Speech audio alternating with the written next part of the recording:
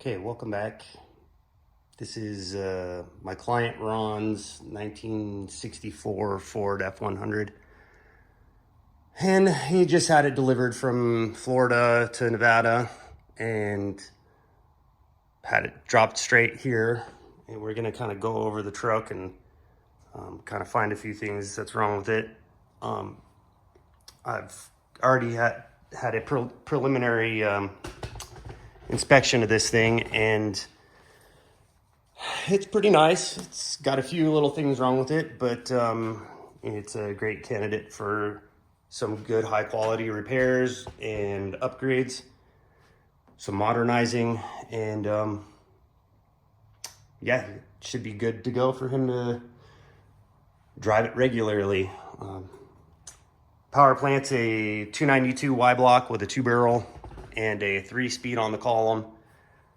Still has the stock straight axle and drum brakes all the way around, single pot master cylinder stuff. So we're gonna get rid of all that. We're gonna leave the stock axle in it, but we are gonna ditch the drum brakes and go with a dual pot master cylinder and stuff like that. So let's take a look at what's going on here with the suspension, and yeah, we'll go from there.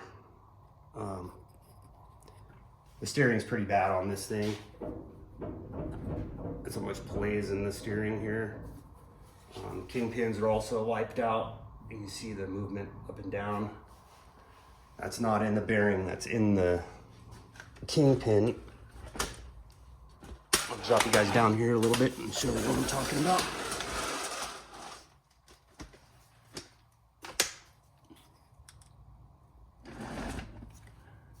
So here's the kingpin.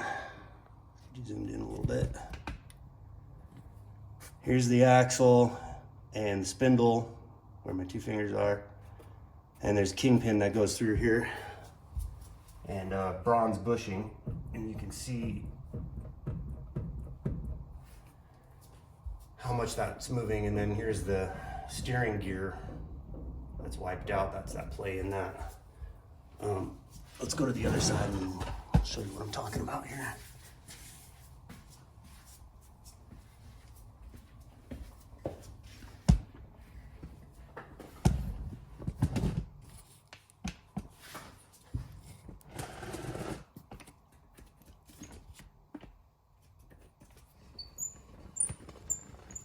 Okay, so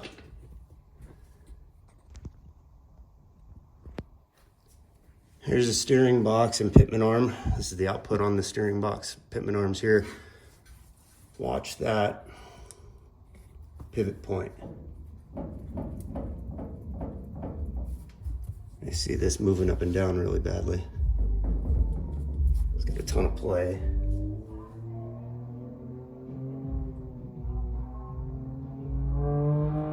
And my neighbor driving by in his side-by-side, blasting music. Yeah, you can see how much movement is in that. I'm gonna rock the steering box here so you can see.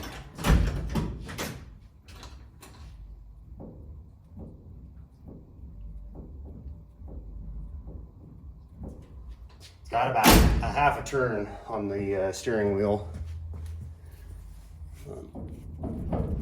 You can see the pitman arm also is loose on the arm. The box is tight though. I figured when I started on this, I'm like, hey, maybe the steering box is just loose, but no, the bearing on that output gear is pretty much well wiped out. So on this thing, you see that movement there, that's the kingpin on this side as well. So yeah, it needs basically all the steering rebuilt. It's not a big deal though. I mean, we should convert to power steering anyways, you know. But let's take a look at these leaf springs here. They're pretty much well worn out.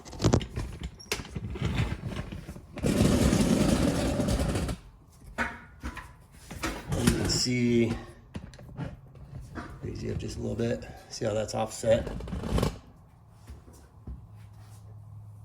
Here, bushing's totally wiped out on this thing. Same on the other side.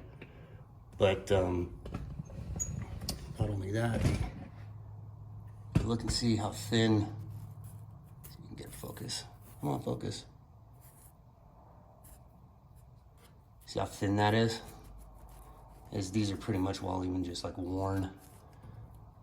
Other than that, set of shocks. We'll put a set of shocks in it, and they actually don't look too bad, but we're gonna be in here doing the springs. We might as well put a set of shocks in it. Let's go take a look at the back. Now, this thing is pretty crazy looking here. Granted, it is a East Coast car, and we really don't get this much around here because we're in the desert, but you can see these leaf springs here. It's rotting out. It's got a hole in it. I believe the front of the spring is much worse. Let's see here. I'm gonna take you guys off the stand here. Hang on. Yeah, see there, right in the middle, right here. Good and worn out. No big deal though, they're available. We can change them out. Exhaust is pretty sketchy. I don't like this right here. The exhaust tip is right at the rear end. That's how you get carbon monoxide poisoning. Muffler is backwards. Pretty awesome. Yeah, so we got some work to do on it, but we're gonna try and document all the repairs we do to this thing. Interior is pretty clean on this car or truck. Looks like somebody tried to rewrap the seat, and carpet's been done. It's got an old, sweet 1993 cassette tape player. So we'll probably end up changing that out. Hopefully we can get a stock, you know, like a retro sound radio or something to go in there. And yeah, we'll get this thing rolling. Now, with the steering gear and power steering system, we're going to be in there doing some bracketry and stuff and pulleys, whatnot, on the engine. So we might as well go with an AC unit at the same time. We'll just do one of the little underdash units, and you know, from like Vintage Era or whatever. So we do all the bracketry and belt sizing and everything all at the same time. As for the brakes, we'll probably just go through like performance parts or CPP, something like that, and just run a, you know, an 8-inch or 9-inch double diaphragm booster with a Corvette style master cylinder and combination valve, and GM style calipers, the metric style calipers, and you know, just a standard smooth set of rotors. Now, if you do these conversions on these trucks, they come with a set of brake pads. These kits come with a set of brake pads, and they're total crap.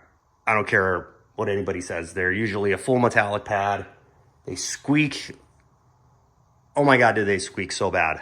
So we'll put in a set of either ceramics or semi-metallic pads. So they're nice and quiet. They don't dust really bad. And it'll actually stop better. Full metallics, they need to get hot to be able to work, and they dust a lot, and just so on and so forth. So I can almost guarantee this thing's not going to be driven around too hard. So it will most likely just need a set of semi-metallics or ceramics, just to, you know, brakes need to work when they're cold type deal. So, but yeah, I think this is a super good candidate for some upgrades and a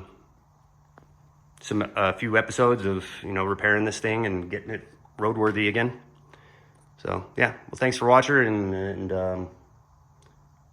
we'll see you soon.